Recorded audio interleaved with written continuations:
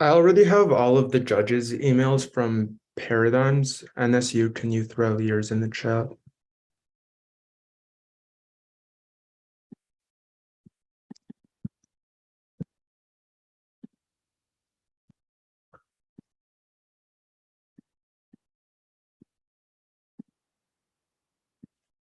Email chain is sent. Let me know when everyone gets it.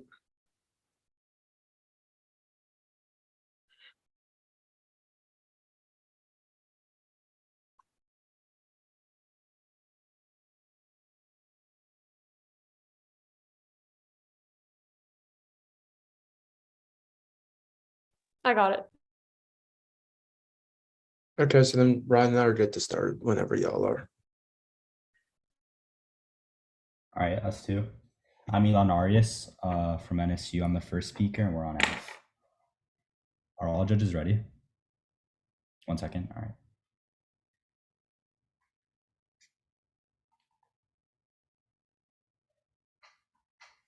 Good.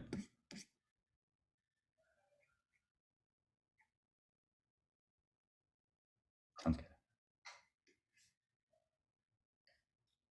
Marie and I affirm our first contention is happy and healthy. Samita in 2013 indicates that transportation is one of the biggest barriers preventing equitable healthcare access in the United States due to missed appointments, delayed care, and more. Indeed, 67% of the population identified transportation as a major healthcare barrier. Fortunately, high-speed rail improves medical access. Song in 2021 finds that high-speed rail would increase economic development and living standards through a decrease in travel time cost. It would increase the flow of healthcare resources and services through interconnectivity, thereby facilitating mobility and accessibility. Warshaw in 2017 finds that a lack of medical access due to transportation barriers affects millions. A lack of access results in delayed care and prevented early detection of medical risks, which exacerbates poor health conditions. Indeed, this has increased infant mortality rates and caused greater rates of mental, behavioral, and developmental disorders, as well as causing an increase in cancer cases. Ouija 97 terminalizes that transportation barriers disproportionately prevent people of color from accessing medical care and treatment centers. Our second contention is innovation that excites. Tajed finds this year that US scientific and technological innovation is on the decline while other nations like China continue to out-innovate it. Indeed, more from last month indicates that funding and resource allocation is not sufficient as there are other underlying causes for lack of innovation. He continues that people, culture, and institutions matter as much as, if not more than, money in stimulating technological innovation. Fortunately, Liu from this year finds that high-speed rail would strengthen urban linkages, which would increase the clustering of innovation resources. Indeed, high-speed rail would accelerate the flow of innovative elements, resources, knowledge, scientific talent, and cross-city cooperation by reducing travel friction. Butcher in 2020 furthers that US innovation is key in leading the global fight against climate change. The US can export new technologies abroad to industrialize in countries with high levels of emissions, which would foster a clean environment. Cuomo 11 concludes that acting against climate change is key as it disproportionately affects marginalized communities by exacerbating structural issues of inequality. Physical hardship for women and girls is multiplied, and there are also auxiliary effects such as decreased opportunities for girls to attend school and increased risk of assault. Our third contention is African investment. Brigady 18 finds that the US is falling behind when it comes to investment and influence in Africa. While other countries like China are jumping at opportunities to increase investment, the US is struggling to keep up. Indeed, Fowler22 writes that with US engagement on the continent at a low ebb, economically and politically, China sees an opportunity to improve transportation through the Horn of Africa and make itself the dominant economic partner on the continent. Thus, Yabagi20 writes that the United States firmly believes that it's time to stop treating Africa as a subject of geopolitics and start treating it as a major geopolitical player it has become. Signy in 2022 furthers that US now have the opportunity to increase infrastructure development in Africa. Additionally, Ingram 19 finds that US investment in Africa is likely as it would boost Biden's political popularity since voters favor helping countries develop their economy.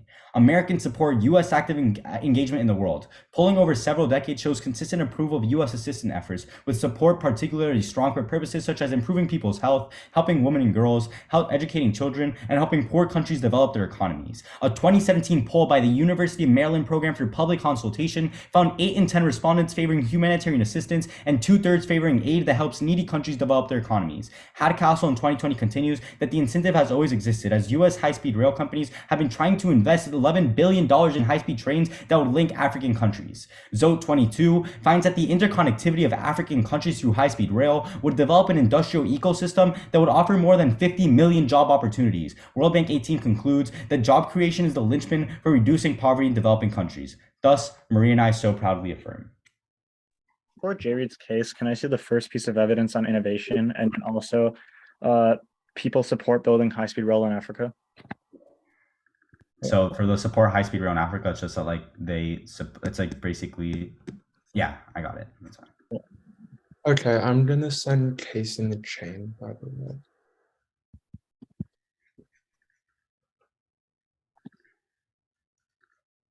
So you said first card on innovation?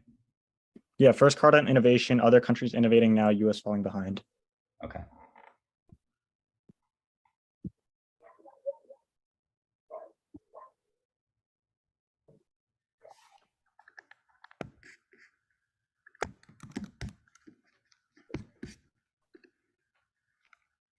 Okay, and you said the link on Africa? Yeah.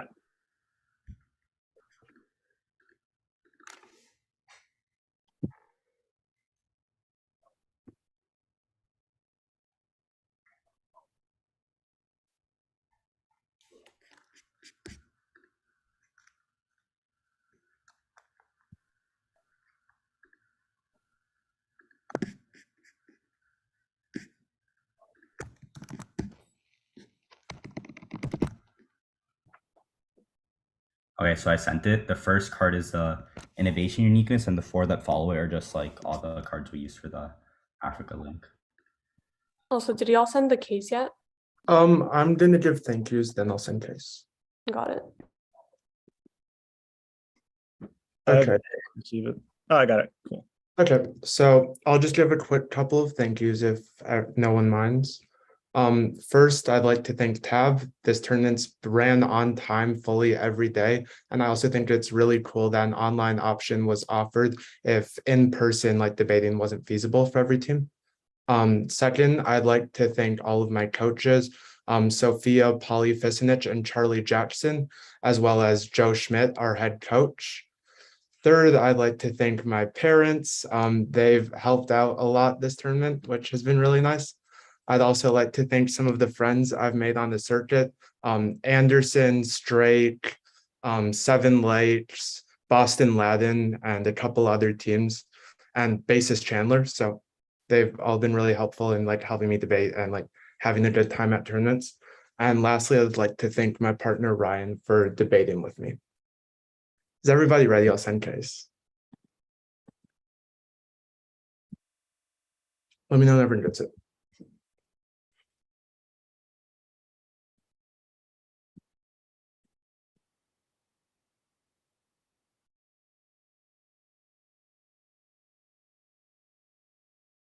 Okay, everyone's good. Okay. We negate contention 1 is Iran, and Iran deal is imminent. Route 22 explains Iran's the most optimistic it's been in years about a renewed nuclear deal. The remaining issues aren't difficult to resolve. The uncertainty is part of Iran's strategy, taking us down to the wire to trap final concessions. They're both in a position of weakness. Biden's aim of achieving the foreign policy win before the midterms, and Iran's economy desperately in need of relief. Now, Belcher 22 writes, Congress needs to get on board. To ensure this, Council 22 explains, Biden would need to spend precious political capital if an Iran deal's put to the side. Republicans will uniformly oppose it. It might take arm twisting to round up enough votes. Influential Democrats to deal the president a damaging blow. Affirming will blunder this political chess game. Sham 20 explains, high-speed rail will be an uphill battle. Big transportation projects mean big spending. That takes a lot of political capital. Historically, more 21 reports Democrats threatening to block their party's agenda in Congress generally comes down to concerns over spending. Tensions between America, Iran, Israel, and Saudi Arabia make the deal imperative. Hansel furthers, given Iran's rapid advance towards weapon-grade uranium, if there's no deal, war will emerge as soon as spring. In this scenario, Avery 20 writes, Russia and China might be drawn in. Nuclear weapons will be used intentionally or by accident. Contention 2 is terror.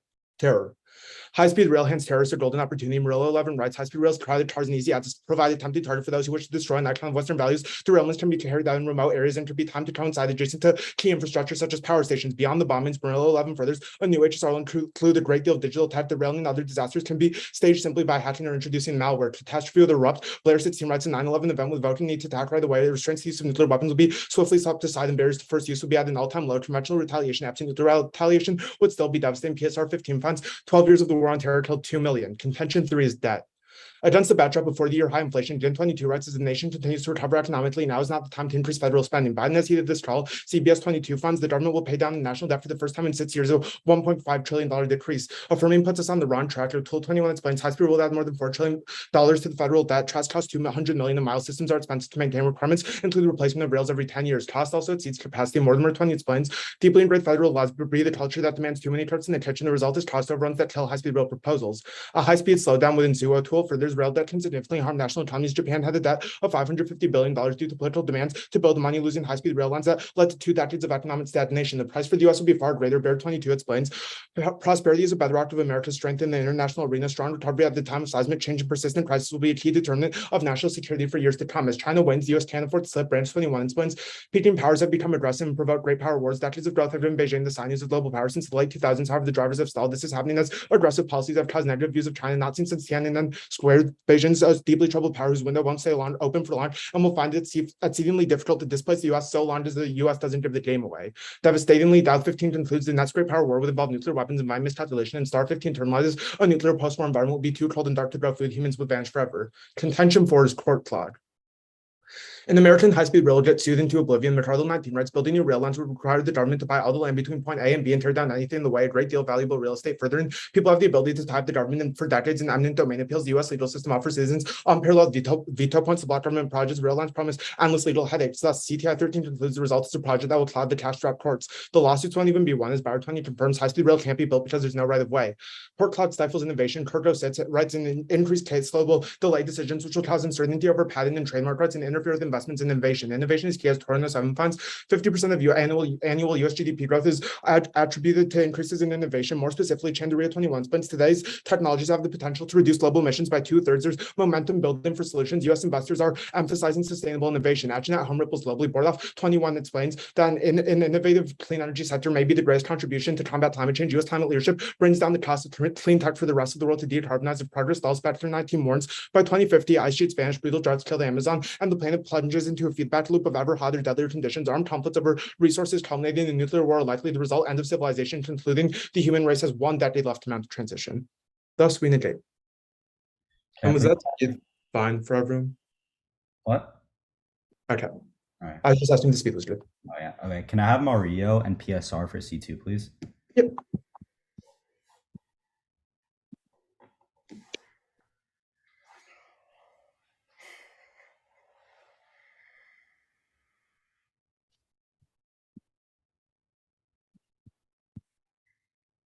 Ryan, do you got it or should I send it? I guess I can get it. Okay. Make sure you get both parts of Maria.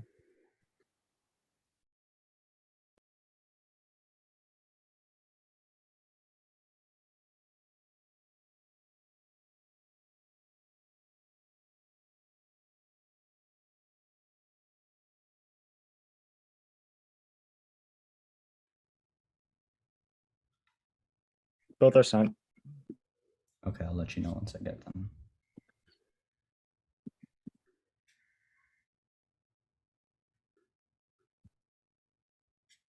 Not yet. Okay, I just got them. You good for cross? Yeah. Okay. I'll have the first question. On C4, when they just passed the infrastructure bill, did we see the courts get clogged? Because the infrastructure bill was about repairing existing infrastructure, which doesn't require new land rights and buying new land. For HSR, it would have to be built on new land, which displaces people. People sue the government because they don't want the government to steal their land. HSR doesn't yeah. Have a question? Yeah. Let's talk about innovation. Sure. So China has really good innovation, right? Mm-hmm. And China is innovating in stopping climate change, right? Sorry, what? And China's innovating in stopping climate change, right? I don't know, maybe. So if because you read at the top of your case that China's innovation and other countries' innovation are fantastic, given that climate change is a global problem and your internal link is that tech from one country gets spread around, doesn't that mean climate change or China can solve climate change on their own? Right. We don't So need. our Butcher 20 evidencing case is that US innovation is key in leading the global fight against climate change. The reason is because they're able to export new technologies abroad to industrializing countries that, for example, China wouldn't be able to do. Why can China not do that? Don't they literally have the BRI to export No, construction to developing countries? because there's lots of countries. Because first of all, we would have already seen this happen, which we haven't, because they've had high technology for a while. But two, there's a lot of countries that don't want to accept this technology from China. Okay, you can have a question. Yeah. What's the link on Terror? Terrorists blow up the high-speed rail Right, why? because it like destroys an icon of Western values. The government just spent a lot of money on it, so terrorists can waste that money. They Has, like has this empirically happened in other countries like China or European countries that have HSR? It probably has, but even if it hasn't, we say America is more likely to be terrorist attack because we're the symbol of the West. Can I have a question? What does that mean? We're this like, why is that Like unique? America's the global hegemon, like we're clearly like the symbol of Western power, which is why there have been way more terrorist attacks in America than there have been in any other country. Can I have a question? Yeah. So on your argument about Africa, like so China's already investing in things like high-speed rail in Africa, right? So then Yeah. aren't the benefits of high-speed rail in Africa already happening? No. Okay. China are increasing investment, not specific to high-speed rail. Why is high-speed rail key to job growth? Right, because we tell you that what's it called? That we create 50 million job opportunities in Africa. That's our ZOTE 22 evidence that Okay, when but doesn't China's investment do the same thing? Like right, even China's rail. investment isn't directly creating HSR. That's where our evidence from Hadcastle comes in place, that American companies that they've tried to invest in Africa, but they need like the national level help. And they've tried to do it, in which they actually are building high-speed trains there. Why does it matter if it's Africa isn't high-speed trains if they both make jobs? No, because China hasn't made jobs, or else we would have seen this in the status quo. So China's done infrastructure and 0 jobs have been created. Our evidence doesn't say they're having infrastructure. Our evidence says they're investing, and we haven't seen anything happen yet, which is why we need the US. Okay. So just before I begin, I guess since we're doing thank yous, I just want to thank Tab overall. It's great. It's been a great tournament, although like I know a lot of teams couldn't go in person. It's still like run super smoothly online, and it's sort of given us all the opportunity to start off the season, on the right foot. I also want to thank the entirety of our team, our novices, and also, the rest of our team for supporting us throughout the tournament. Our coaches, of course, Noah, Phoebes, Boss, you've all been super helpful throughout the tournament. And we wouldn't be here without you. And of course, my family for, just putting up with me screaming in my room at a screen for like hours. So with that being said, it'll just be down there case. Is anyone not ready? All right. Time will begin. Now, starting their C1 about Iran first, the Lynch 22 evidence finds that the Iran deal is failing. Now the U.S. hasn't rejoined talks, and talks on the new deals have been stalled. A deal would be fought with political risk. Biden is not committed if Iran doesn't return compliance, which is not happening in the status quo. Furthermore, talks have stalled over a Russian demand that it grants exception to sanctions, which obviously isn't going to happen, which means the deal fails inevitably. Second, Zwigadal 22 writes literally hours ago that Biden might not even need political capital. His administration is seeking to avoid a congressional vote by returning to the current deal. They know that they don't have the support in Congress for a new deal, so the parties are agreeing on going back to the original deal, which doesn't require congressional support. Third, Grench and Taki 18 find that there's no risk of Iran nuclear development. Iran is unlikely to rush to a bomb using one of its monitored facilities, and the thousands of IR-1s that such a task would demand. It would take time to reinstall. Such stark actions would be detected by the U.S., likely bringing in military action, which means that they'll never do it. Fourth, Mayfield this month finds that there's a laundry list of other bills thumping Biden's political capital. There's a lot to do, so there's a deadline to avoid shutdowns, money for the FDA, a plan to speed up permits for energy projects, a bill to clarify election disputes, and judicial nominees. Every one of these things will be a fight. It'll be a race for the Senate. On their second argument about terrorism. First, the terrorism impact is nonsense. MTI 13 finds that there have been few attacks over the past 2 decades, and there's little motive compared to attacking other transportation centers. Poor results from the terrorist perspective suggest that high-speed rail is not a likely target and not a primary target of terrorists seeking high body counts. Terrorists bent upon slaughter can more easily achieve their goal by attacking crowded subways. Secondly, terrorism risks are massively exaggerated, as Mueller 18 finds that the likelihood anyone outside of a war zone will be killed by an extremist terrorist attacks is extremely small. 6 people have perished each year since 9/11, smaller than people who die in bathtub drownings. It makes more policy sense to expand limited funds on hazards that inflict far more damage. Then there's no impact rejector. Writer evidence. It's a blog post from a dude from the San Diego tax fighters who has zero credentials for evaluating terrorism risk. Fourth, cyber terrorism is a joke. Mueller 22 finds that fears that terrorist groups can inflict damage through cyberspace have been around for so long. Yet no terrorist group has launched a successful cyber attack. Even if it becomes a possibility, shootings and bombings accomplish the same goal for more reliability. On their C3 about the economy, first, the recession is coming now and the Federal Reserve is too late to solve this. Egan from last month finds that the Fed began its quest to tame inflation too late, leaving the central bank little choice other than to slam the brakes. There's almost certainty that there will be a full-blown recession. But secondly, Zawad Al-18 finds that high-speed rail is good for economic growth. It increases real income and has multiplier effects both nationally and regionally. If high-speed rail were removed, market access would fall by 76%. Third, Walter 21 finds that high-speed rail increases growth through job creation. High-speed rail could provide a means to access jobs and wealth. High-speed rail connections have important spillover effects in supporting an extensive supply chain, which creates new companies. Finally, it's non-unique. Lauder last month finds that Biden's new student loan forgiveness massively increases budget deficit. It erases the projected deficit reduction, and the cost is approximately $600 billion, which definitely means inflation increases.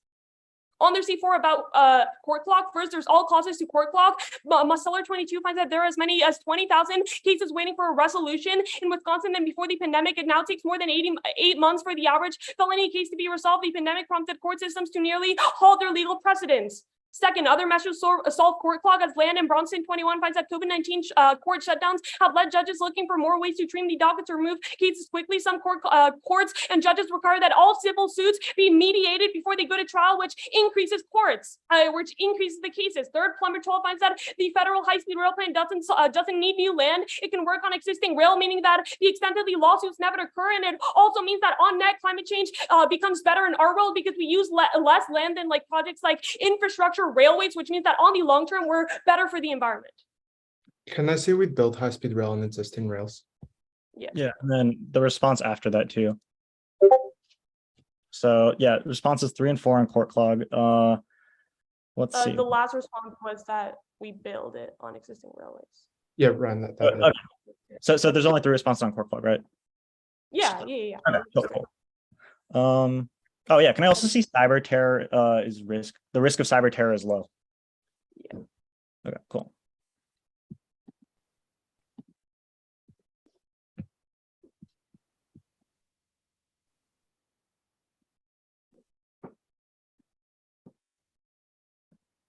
I just sent both in the order that you asked.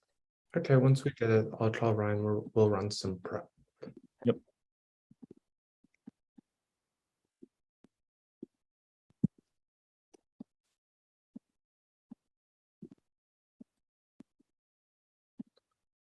Okay, I got him. You're tell Ryan. Yeah.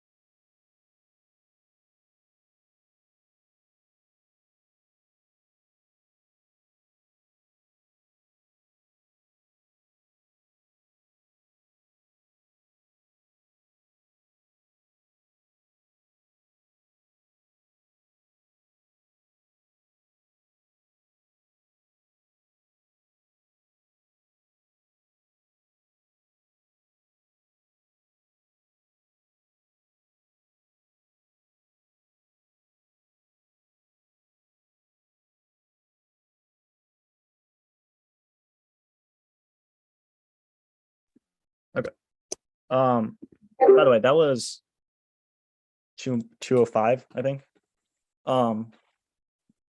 Did y'all get a different time? I got 2:17, but it's fine. I don't really care. Okay. Let me write 2:05 down. But yeah, before I give, I guess, rebuttal, I guess we'll do thank yous too. So shout out to UK, running great tournament. Judges, taking your time out of, I'm sure you have plenty of better things to do right now than to judge this round. So thank you for doing that. Also, like, just to like the rest of like Edina debate. So Jay already shouted out Charlie, Sophia, and Joe. Everyone else on the team, I probably don't have time to name drop everyone, but y'all have been really great. Also, again, friends on the circuit we've met. I think Jay mentioned most of them. There's like Del Norte, Brentwood. There's probably a few others, but I don't want to delay the tournament too much. But yeah, and then lastly to Jay, of course, and my parents for supporting me through this activity. Couldn't have done without you. With that in mind, it will start. It'll start on my case, and this can be an overview, and then their case. I'll send a doc of what I'm going to read on their case. Frontlining will be straight off paper. So let me do that. Go. Where do you want us to fill the overview? You can just say that, like, I guess it's like, it's reasons why it doesn't get built. It's 3 warrants. So I don't know if like, yeah, if you have space at the top of their case, that's fine. Otherwise, just anywhere. Like, it's kind of just like warrants why it doesn't get built. That gets cross-applied everywhere. So yeah. Anyway, I am gonna send this doc. Cool. And then I'll resend the doc afterwards if I don't read anything. Like if I like cut stuff out. Yeah, that should be sent. So let me know when everyone gets that and we'll be good to go.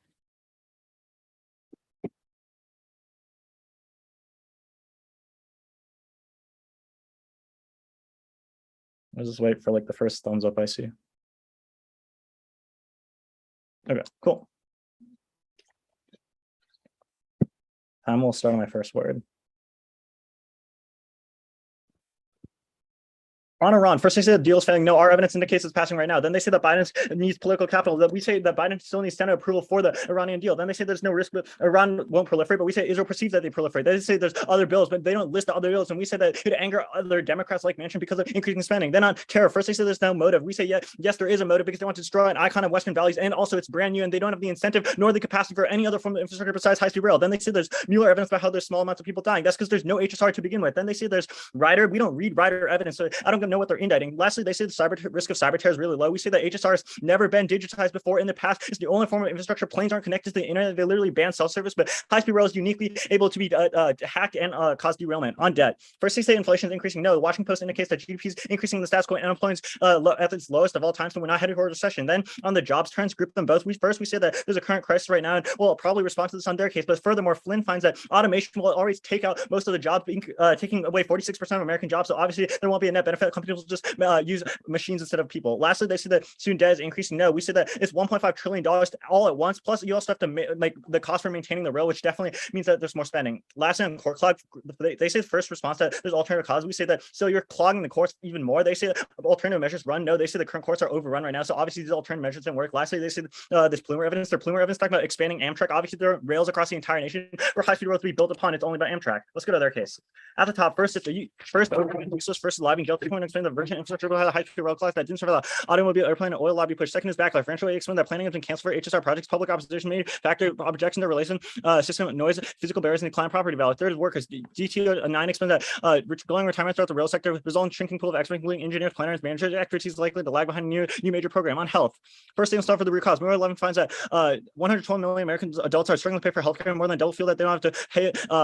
They pay is not worth the cost. Second, the government is able to rapidly respond to COVID. Will be ready for the next pandemic. FDA fast track vaccines and distribute millions of doses in just a few months. We don't need HSR. We have ambulances now. Third, you can turn it because G21 finds that HSR connectivity increases COVID case by 21.5%. Prefer us because it had a greater development compared to air transport, which is comparatively minimal. On innovation, first, work from home is increasing connectivity. Kelly 21 finds that we're now in the era of hyper innovation of professional work from home, adoption of new tools, and vastly increased company collaboration, generating more ideas than ever. Second, cities are incredibly agglomerated now look like mega regions like Silicon Valley and Big Apple and New York. Third, you can turn it because Dong 19 finds that HSR has a significant negative effect on innovation output of small and medium cities by taking away small cities as buffers to flow to faster cities. And Shammer finds that establishment of cities outside is just as likely to innovate. Fourth, there's no warrant why use innovation is needed. Leadership is needed. REM 22 finds that across the globe, investments in green technology hit $755 billion. Governments and private organizations are investing heavily in green tech, leading to more advancement. Fifth, you can turn a basic construction. Job 21 finds that high-speed rail will generate 9.7 million metric tons of carbon dioxide during construction. It takes 71 years to offset required steel and manufacturing. On Africa, first is not unique. Best 22 finds that U.S. has pledged $200 billion to counter China's BRI in Africa, and Mesky 21 finds that Africa is a leading priority for U.S. agencies who have taken initiatives to build roads in Africa. Second, there's no link. Because building expensive infrastructure America doesn't have in another country politically unfeasible. Plus 22 explains that Americans will have the government deal with problems at home like fixing infrastructure and believe foreign aid is only 25% of foreign budgets. Next day, their impact is only about how HS9 to create jobs, but they don't read warrants on why the U.S. has to be doing it. Other countries like China are building HS9 now. Don't let them read new warrants on why Africa is key to U.S. hedge later. Also, American firms would definitely just hire only American workers. There's no net benefits for for example, sending in American firms because they're just hire American workers. They want to hire the locals, which means there's no job creation. Lastly, GCR 17 finds that building high-speed rail projects are unfeasible. Two warrants. First, electricity. High-speed rail means that high-speed rail's demand for electricity needs for a developed economy and high usage means no African country currently means electricity requirements. Second is maintenance. Africa currently lacks capacity to operate and maintain railways, which lead them to failures and prevent new railways from ever paying back for themselves, meaning there's no chance that Africa can actually get actual benefits. Okay, I'm gonna need the evidence for the overviews. Yep. The response about COVID on health. What? COVID was an analytic. There's no part site in the doc. Wait, no, Ryan, I think she means the turn. Oh, Yeah. okay. The Jua. Okay. Yeah, that, and then on innovation, that it negatively impacted innovation. Yeah. Okay. So I'll send the overview response first, and I'll send Ju. By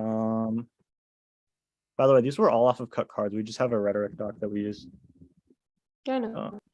And then what was the last one? Oh, it's innovation. Let me get that. Let's see. Oh yeah, here it is. Okay. I just sent the innovation cards too. They're all there in order.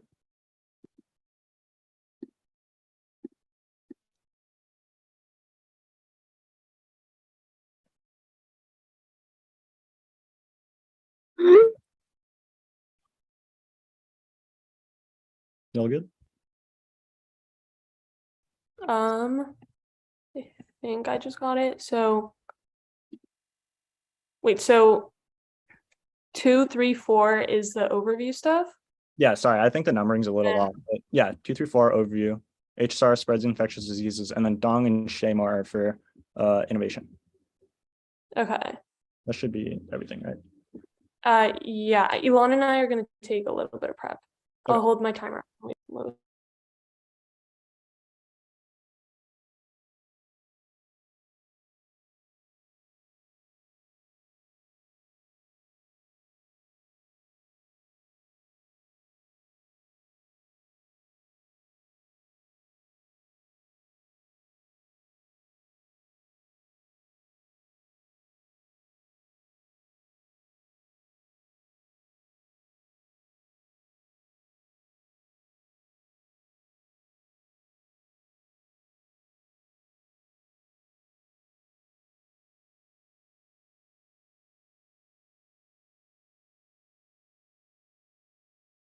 Okay, that was 40 seconds. Elon, can you mute on the call?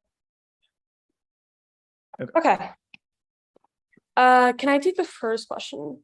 Yeah, of course.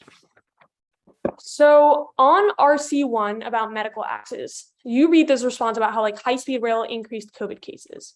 Right. Insofar as COVID cases are massively decreasing, and that was in the early stages of the pandemic, wouldn't you need to win that another pandemic is coming in order to actually win that it's going to increase the spread of infectious diseases?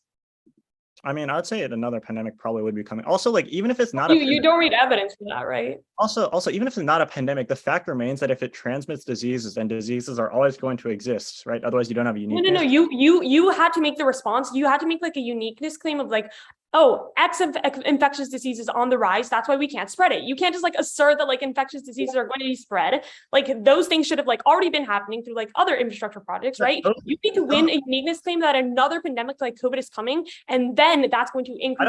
I don't need to win another pandemic is coming. I just need to win that diseases exist. Like COVID exists, right? The flu exists. If you just have the flu and you spread it because you run but like your evidence is about like early stages of the pandemic in these countries, right? Not about like if we win like things like COVID cases are decreasing now, that means like none of your arguments matter as far as you have to win that like some sort of disease is like likely to be spread.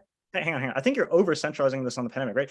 Our evidence just indicates that when there's a high-speed rail, the transmission of diseases increases by 21%, right? It's in the context of COVID, but any disease functions the same as COVID. Like, okay, let's if it's communicable, yeah. Okay, let's talk about your argument about innovation, right? You say that the United States is crucial for developing like climate change technology and whatnot, right? Why does it have to be the US to lead the world in this? Why can't it be China? Our evidence indicates that the US is like the global hegemon when it comes to like modeling for other countries. It also indicates that when we develop our own technologies, we're then able to share that like technology and that knowledge with other developing countries, which is key in fighting climate change. You'd have to prove that like other countries are like already doing those things, or that they're like a bigger model. Yeah. So the link into the reason why the US is the global leader is because it does a lot of trade with other countries, right? China and like, for example, Europe do a lot of trade with other countries. It's not just trade. It's not just trade, right? It's things like specifically these medical resources. You have to prove that like countries like China not only trade with countries, but have the incentive to like share medical or like scientific and technological innovation with other countries. It's not just like it builds upon itself. If one company sees a product that's really cool and makes it better, and that company was like started in the United States, they can make that new product too, right? I'm simply saying I feel like it doesn't have if that's true, why isn't climate change decreasing now? Like countries like China are already doing. The REM evidence indicates that right now in the status quo, they've increased the green tech investment by $755 billion. What's the implication of that? Like how has that decreased climate change, right? Right. I'm just saying, like, if green tech is increasing and you say green tech solves climate change, then climate change is probably going to decrease in the coming years. But that's fine. Elon, we're taking prep, right? Okay, I'll hold my timer up.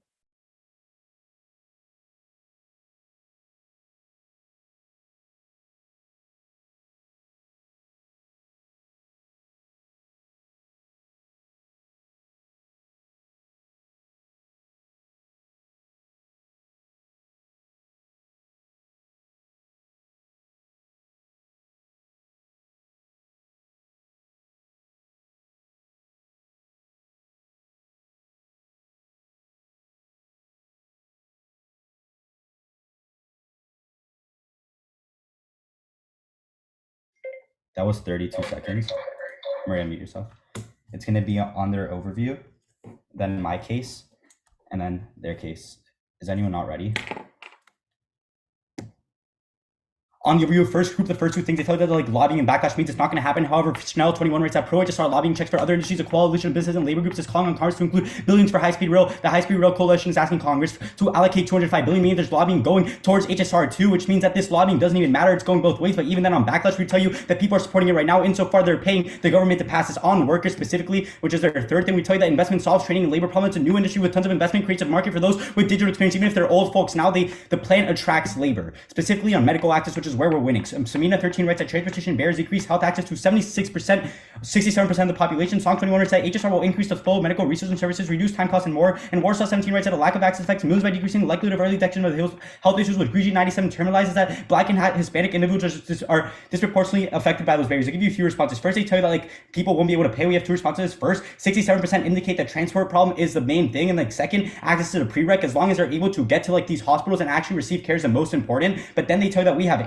ambulances. Clearly, if we're seeing these deaths right now, these ambulances aren't being efficient. And then they tell you there's an increase in COVID cases. First, we tell you we saw back if these people have access to care and to places like if they can get to hospital and get cared for COVID, we saw back for pandemics anyways. But even then, they don't even prove that a pandemic is coming, which means that this argument doesn't matter. On innovation, we'll agree that cities are agglomerated. You can drop their turn that it affects small cities buffer phones, and then we'll also agree that we are already investing in green tech, meaning that even if it increases emissions, it doesn't matter. Let's go on to their case. First, First on Iran, we tell you our Lynch evidence tells you that deal's failing right now. It tells you that it's passing right now. Our evidence literally post-take call for then. Our Swelly evidence, which literally came out hours ago, says that Biden doesn't need political capital. All they say is he needs approval still. Once again, this post-take, you much prefer recent evidence. It's a political issue. Then we tell you that other bill trumps Biden's capital. All they say is that we don't tell you other bills. But yes, Maria does. We tell you that there's new energy products that is causing this. Specifically on terror, they don't respond that there's been few attacks in the last decades. Then we tell you that terrorism is exaggerated as more people literally die in bathtubs than through terrorism. That's huge. It impacts like barely even happening. All they tell you is like that's because there's no HSR. We tell you there's many other infrastructure very similar. We start seeing this happening. And then specifically on debt, we tell you the recession is coming right now and it's too late to solve. They say it's not true. Our evidence post-takes once again. And remember what Maria tells you, that Biden's student loan increases deficit, which means that we're going to see debt anyways. On court clause, we tell you that there's all causes. There's literally 20,000 cases waiting right now. They tell you that they only say they tell you that there's going to be more if we affirm. However, they don't tell you how much more. They don't really implicate this. But then we tell you that HSR is done on current rails. All they say is specific to Amtrak, and Amtrak is one of the biggest train companies in the world. If that technology exists to do it on existing railways, which is what our evidence says, that's more than enough. Now onto weighing. Our evidence indicates a lack of medical access. This proportionately impacts minority communities like Hispanic individuals and communities of color. We'd say policymakers inherently always look at big arguments like terrorism, war, climate change, and the economy while deprioritizing structural violence. It's your moral obligation, judges, to look at structural issues first. Thus, Maria and I so proudly affirm. Okay. We have 55 seconds of prep. I'm gonna call Ryan. Yep.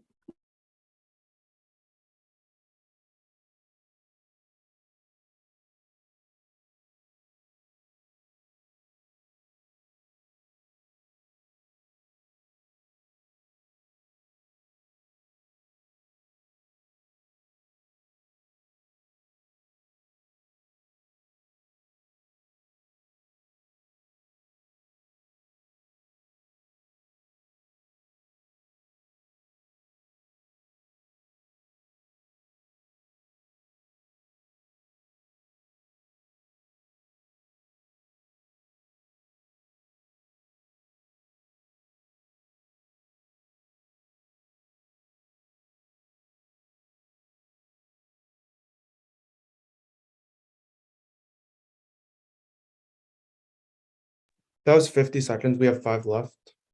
It'll start on terrorism. Is everybody ready? Okay.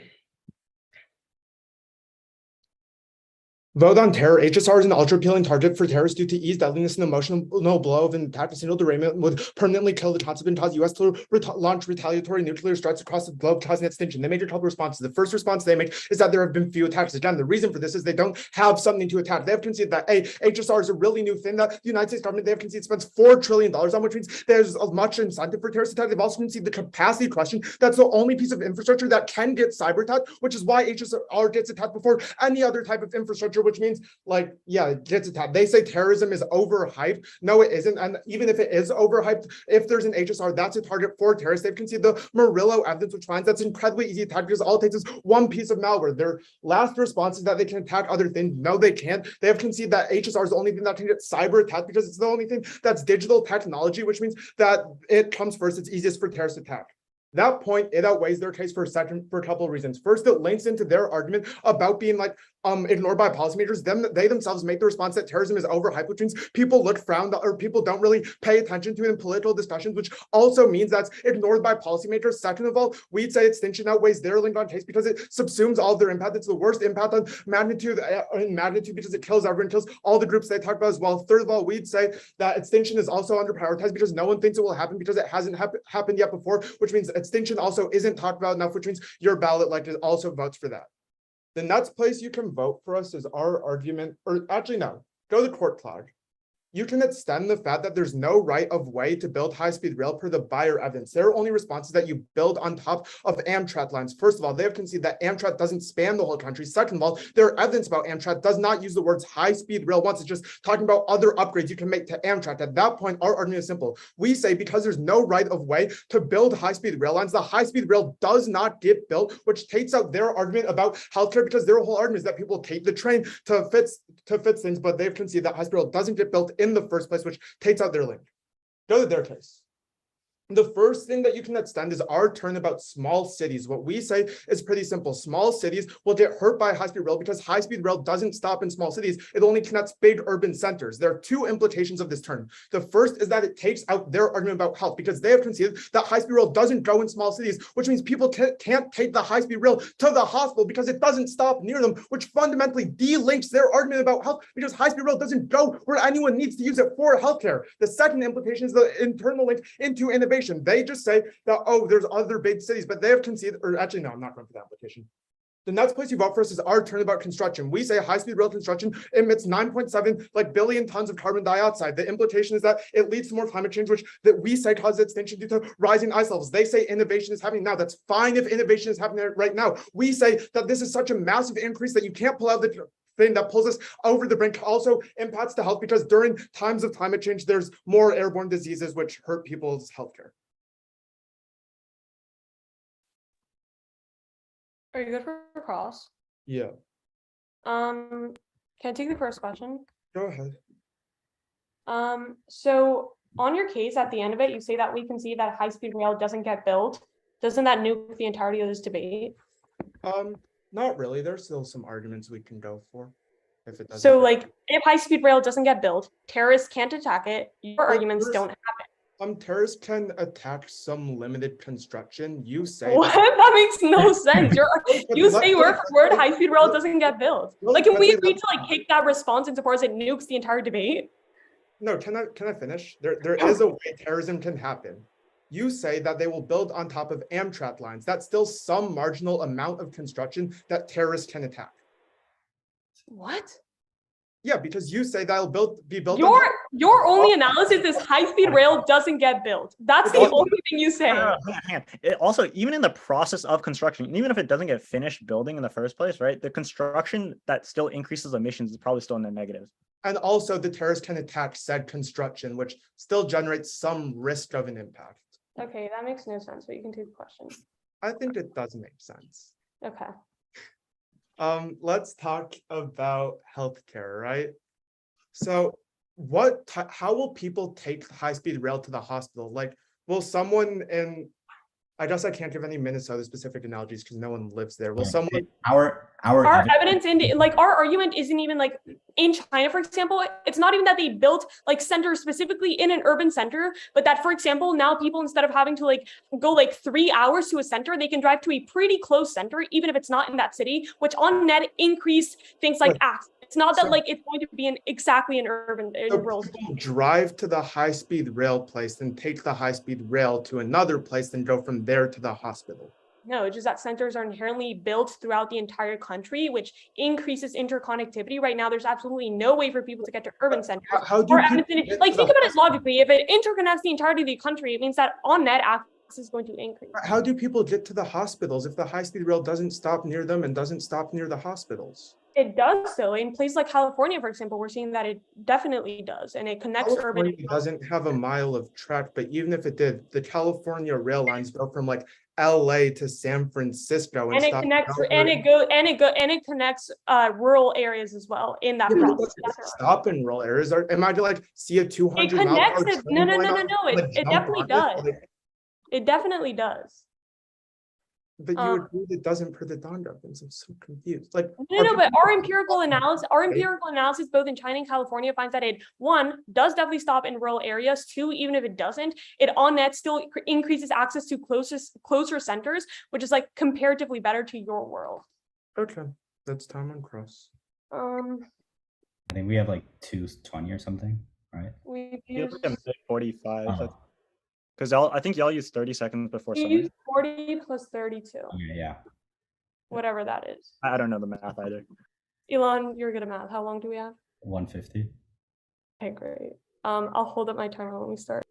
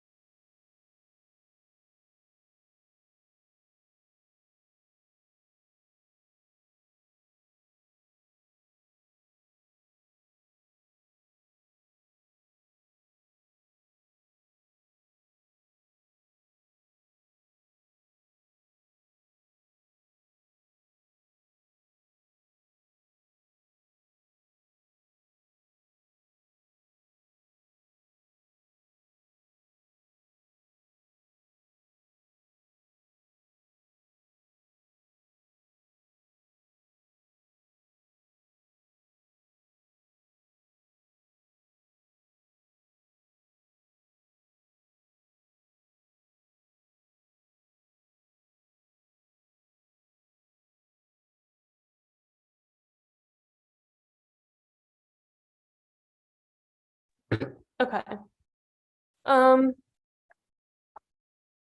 It's gonna start. It's gonna start on the weighing, my case / this turn, and then their case. Is anyone not ready? Okay. The round is over the second that they massively mishandle the weighing. Our argument is that looking at big issues like terrorism and things like court clogs and economic recessions is inherently bad because policymakers always look there first, which invisibilizes structural violence. They conceded that climate change exacerbates structural issues, which means that it makes things like human trafficking, etc., way worse than or that medical access disproportionately affects minority communities, which means that you should look there first. You should say that extinction is never prioritized, that policymakers ignore terrorism. No, our arguments about terrorism is that it doesn't happen, not that policymakers don't look there. Policymakers always look at things like wars and terrorism first because they care about securitization. That means that all of their weighing links into our weighing about how looking at big magnitude impacts is inherently horrible. Go to our case on this turn about how high-speed rail is bad for the environment. One, they concede on their case that it's going to build on Amtrak, which means that it doesn't lead to things like land depletion. Two, there's no warrant as to how extinction should be prioritized in the debate, and there's no warrant as to how extinction happens. At that point, go to RC1 about medical access. Transportation barriers decrease health access to 67% of the population. That's why Song 21 finds that high-speed rail will increase the flow of medical resources and services and reduce time costs. Warsaw 17 finds that the lack of access affects millions by decreasing the likelihood of early detection. Guidiri finds that Black and Hispanic individuals are most affected. The one response that they give you is that high-speed rail isn't going to be in small cities, which means that people can't access it. One, it's about the medical flow of resources too, which definitely increases through interconnectivity too. Our argument is that in China and California, it definitely did connect urban and rural centers. Their studies can say whatever they say, they say, but empirically, it has happened. At that point, go to their case. The first big mistake that they do is that they see that high-speed rail isn't going to be built. This nukes the entirety of both of their arguments because it means that one, terrorists can't attack the infrastructure if it doesn't exist. But two, it means that port clogs won't happen because it's built on existing infrastructure. On their argument about terrorism, they can see the fact that cyber terrorism barely happens, which means that even if the infrastructure is built, empirically, terrorists don't have the incentive or capacity to actually attack high-speed rail. They have yet to prove how in any other country, high-speed rail has led to terrorist attacks, which lead to a mass amount of deaths. At that point, you can vote on the conceded weighing and on our case. We have 5 seconds. I'm calling Ryan.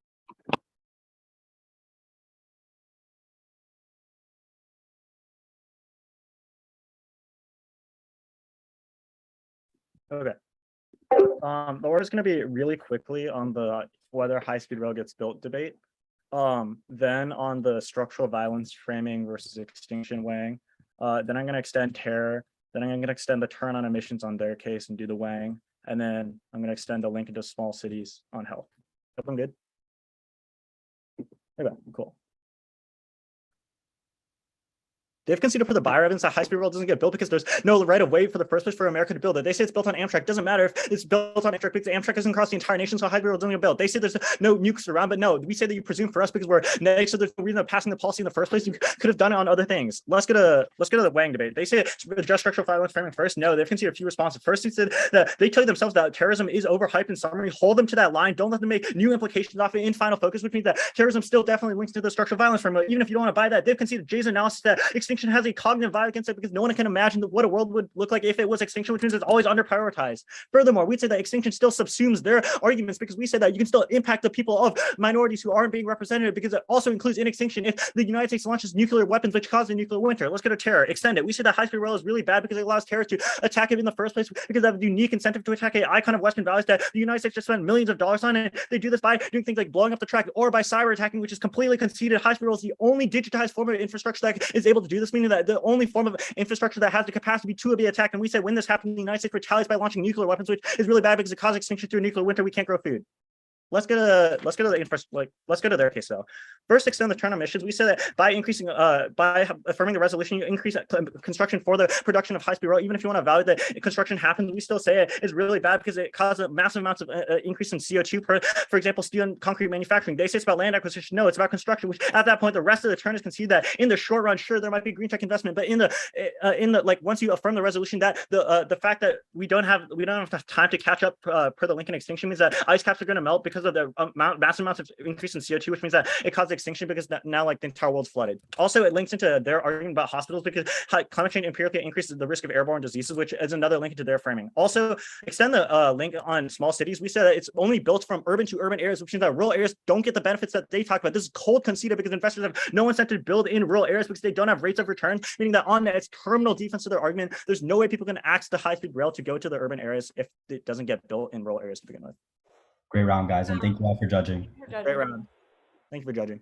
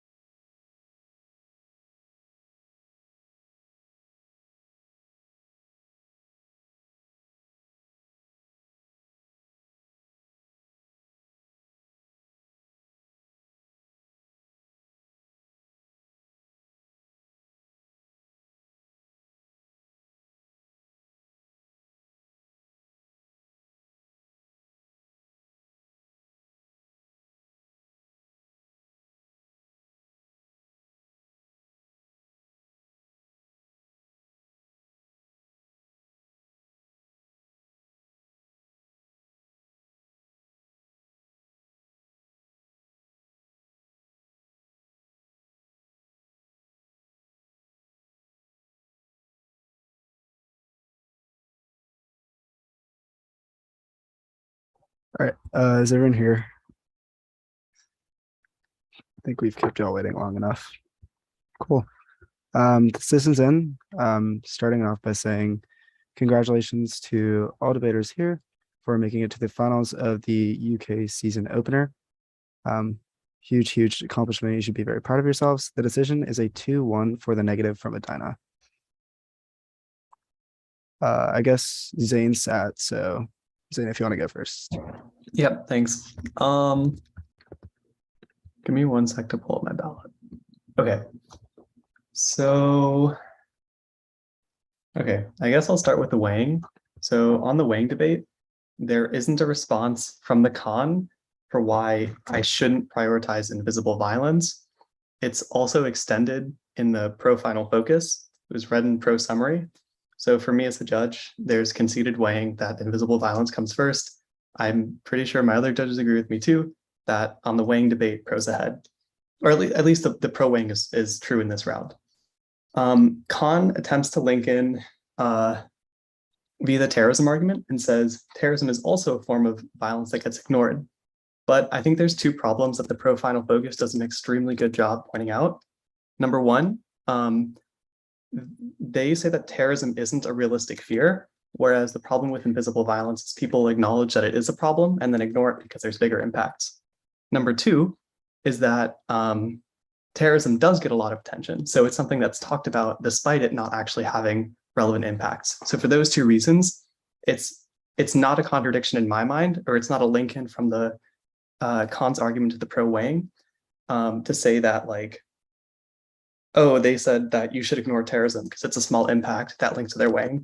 That did not click for me. So that was the weighing debate. On the case, oh, sorry. One other piece of weighing that I think is relevant is on the climate change turn. I get an extension that climate change is bad because it causes airborne diseases, which makes healthcare worse. And that's almost certainly true. I think it is true, but the warranting was like not there, in my opinion, for me to feel comfortable voting off of this turn. It was way too blippy for me to like pull the trigger there. So I'll get to the turn later, but again, I don't think that it links to the weighing. So if I'm evaluating this top down, I next go to the pro case. I think the defense the con reads is extremely good, which is why for me, this is a very hard round to evaluate. So I do buy that like the majority of HSR will be like urban to urban. That being said, I think the pro saying there's still going to be more connectivity and faster connectivity is sufficient for me to grant them some link. And so for that reason, I affirm. Also, this is just like a aside, didn't factor into my decision, but I think it's worth mentioning. As I understand it, the pro link is about like people of color having more access to healthcare, which they don't currently. And the con defense is about rural Americans not having access to healthcare.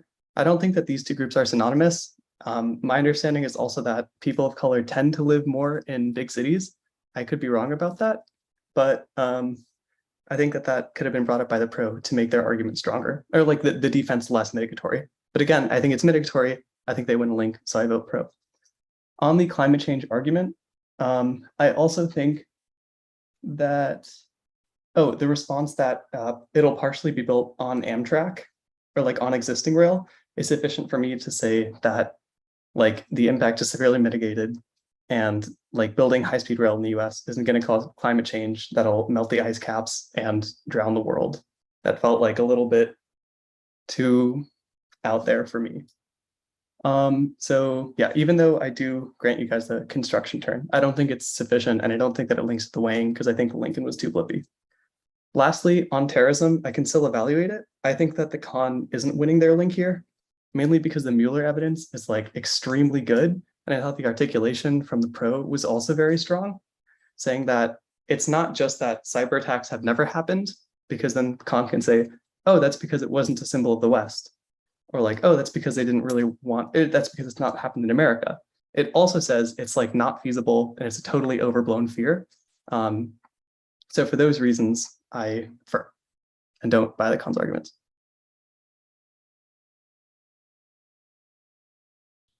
I can go next.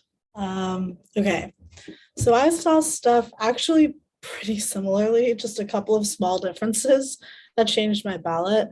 And I'll start by saying I was not comfortable with the ballot that I submitted in this round. I don't think I would have been comfortable justifying a ballot for NSU. It was a difficult round to evaluate on all levels, but here's how I saw it. So I start with the framing debate.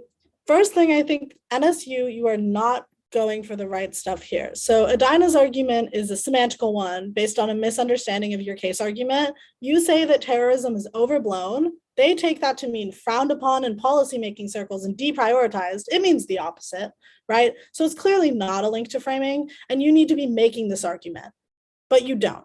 The argument that you do make is that, wait, where is it? Sorry. Oh yeah, the argument that you do make is that people always look to terrorism and extinction because of the incentive to securitize. And then this is not answered in Adina's final focus. So that's where I shake out for NSU on the framing.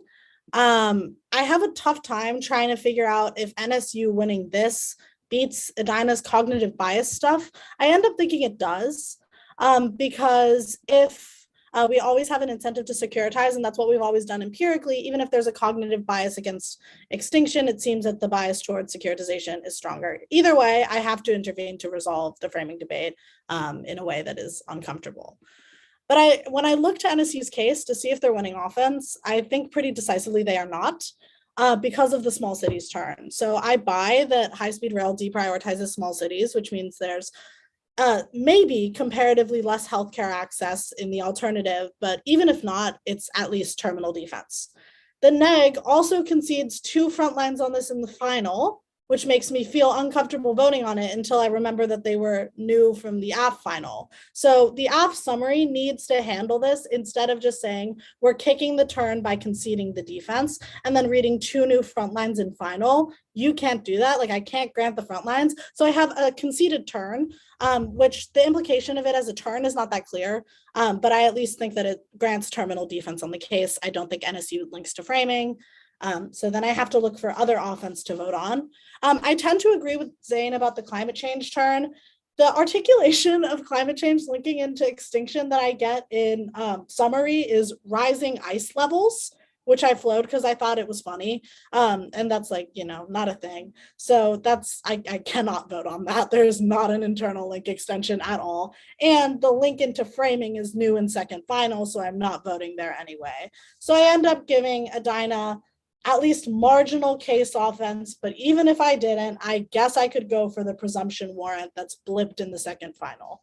I don't like this presumption warrant. It's not a presumption warrant. You say, presume neg because the AF has the burden to show policy should be made. I don't even know if you went that far, actually. But either way, it's not a good enough presumption warrant for me to really feel comfortable voting on it. So yeah, I make my decision by looking for offense because there was not much left, basically. I have some other thoughts. Perhaps most importantly, I think Adina really fumbles in summary by going for this HSR is not built thing. It just doesn't need to happen. And it makes the round much more difficult. You also, if you're going to do this, need an articulation in final about how this does not take out case, because that wasn't there. So maybe I technically should have just presumed. And then NSU, I think seeing the decisions that Adina made in summary, you probably should have made a presumed first argument in first final. That's how I said it. Very quickly, I forgot to deal with the presumption argument. I did on the ballot and I did in my mind, but I didn't mention it when I was speaking. So yeah, I think that final is a little bit too late to make a presumption argument. I do think that the presumption argument you guys make is true. We probably shouldn't spend trillions of dollars on something if it is a wash and it doesn't get built. And it's just a lot of time and energy. But I think for the sake of debate and having an educational and hearty round, I did not evaluate it. Also, mainly because I think the response NSU makes that it can be built on existing, at least partially, means that I'll grant both teams some offense. Because again, if I didn't, I don't know why I would be sitting here, to be honest. Cool. Well, yeah, it's I also thought this was a little bit of an annoying RFD to type up, and I think it's going to be a little more annoying to give. Uh, but yeah, I thought this was a pretty solid debate. Got a little messier towards the end, but isn't that what debate's all about? Functionally, I voted on presumption. I presume negative. I think that the circumvention stuff is mishandled by both teams, but there's like this sort of Hail Mary attempt in the final focus for the negative that is like almost sufficient for me. Absent the overview, or like even absent the overview, because I think that the AF summary does a good job of actually line by lining it, extremely good job actually. But the buyer evidence is trickily hidden in the C4, and that's another argument that the negative blows up to mean that HSR does not get built because it does not have right of way. Absent this construction, I don't think that either team has offense, which means I default to presume neg regardless, like even absent warrants. But the additional semblance of a warrant in that, like, I guess like Zane's explanation was good. There's no reason to invest like so much in a failed policy or one that will not actually materialize in anything. That kind of decides my ballot. Absent that, the like way I view debate is that I presume negative absent any affirmative offense because that's what the term like negate means. So I would have loved to adjudicate like the rest of the debate. I actually started like there and tried to avoid casting a presumption ballot because like Zane said, I don't think that would be very educational or hearty for finals of the UK tournament. But I did like have some thoughts about the rest of the debate. I think that the AF comes pretty close to winning. I hadn't like come to a decision on how this debate would have worked without presumption/circumvention. I think that the other judges are right in saying that the interaction between extinction and structural violence is odd in this debate. I end up erring towards adopting the role of minimizing structural violence because I think there's a lack of like good line by line, and I think that the affirmative warrants are pretty solid. I do think, however, that terror does have a link in, but I think that there's so many other issues with the argument that like I don't think it necessarily matters in terms of like what offense I look at the end of the day. I think that the main issues are, I think the link on terror is awful. Like I was so unsure of what this argument was. And I think I wrote it down 3 separate times on the ballot, both in NSU's comments, your comments, and like the actual ballot. But I have no idea what is supposed to happen in this terror scenario. I don't know what group is going to attack high speed rail. I don't know how they're going to attack. And if the US will retaliate or how or where we're going to retaliate, these are all questions you need to answer if you're going to say that like the US is going to use nuclear weapons. Like if some random like terrorist group attacks HSR and the US is like, okay, now we use nukes, you need to tell me where. Like otherwise I don't know what happens. Do we just like shoot them in the sky or something? Like it doesn't, like the scenario just doesn't make any sense. So even with like the spin that you put on it and final, I'm just like, I don't know what this is. I don't think the terror scenario causes extinction because of that. I think it's woefully underexplained. Absent answers to those arguments, I can't vote neg. Comparatively, I think health has a really, really strong, a really, really good strength of link. And I do think that it obviously has offense in the framing because like it's pretty explicit that these like minority groups are the ones that lack healthcare in the status quo. But I could see like a negative ballot on the climate turn because I do think that I don't know and I don't necessarily care if the climate turn causes extinction, but I think it's pretty well explained. I think it's like functionally conceded. And I think that this like turns case argument, like the weighing argument about how health outcomes are worsened by like climate change, it's like a last ditch effort, but I think that it was a pretty smart argument to make. So there, I'm not quite sure how I would have voted. I would definitely have to spend like another 20 minutes, but don't want to put y'all through that. The decision definitely took me forever. Hopefully you're able to get something out of like the decision minus the circumvention stuff. But yeah, the too long didn't read stuff is just, you read circumvention and then made the debate longer, and then I voted on circumvention. Can I say one more thing? Adina, I think that you guys need to be reading the extinction stuff that you were reading last season instead of this. I don't know what this was, but saying that terror, like because of the semantical stuff links to structural violence, and then the cognitive bias stuff is fine. But I like the like stuff that you used to read about just like straight extinction outweighs much better. I think it's much more strategic than what you did in this round, unless you're gonna like find an actual link into structural violence. Yeah. I also wanted to say props to like big props to NSU. You did not read like very big stick impacts in this debate. And I think that like generally I find myself in the backs of debates where people just spam like the most convoluted extinction scenarios. And the fact that I was like genuinely persuaded by like a lot of the arguments you were making, even if they're like not like extinction stuff, is like pretty impressive. I especially thought that the summary and final focus were heat. Like those are really good speeches. Thank you. And thank you Thanks to so all much. for judging. Good round. Thanks, everyone. Thank you, everyone. Good luck in the Appreciate future. Great round, NSU. But Any other questions from any of the debaters? no, I'm good. Not really, to be honest. I think I got most of it. Thank you. See y'all. Thank you for judging. See you, everyone.